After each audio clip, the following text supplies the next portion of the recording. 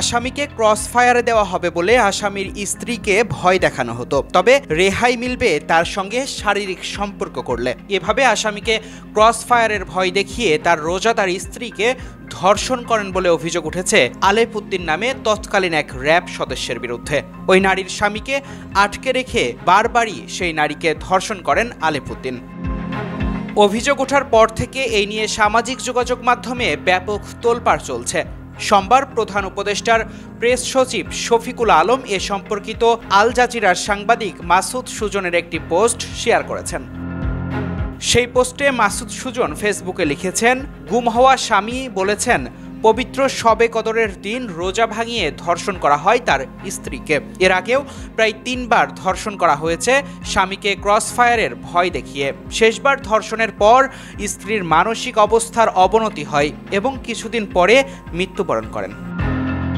সেই পোস্টে ধর্ষকের নাম জানিয়ে লেখা হয়, ধর্ষক র্যাবের একজন ঊর্ধ্বতন কর্মকর্তা, নাম আলেপ। স্বামী সবকিছু হারিয়ে যখন আলেপকে বারবার ফোন দিতে থাকে, আলেপ রিপ্লাইয়ে জানান, বন্দি মেয়ে বা বাদী পুরুষদের স্ত্রীর সাথে এমন আচরণ এখানে অলিখিতভাবে স্বীকৃত।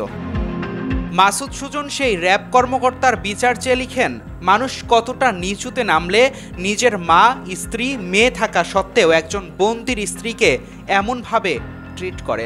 এই র্যাব কর্মকর্তা আলেপের বিচার সবার আগে হওয়া উচিত। Desk report, news now 24।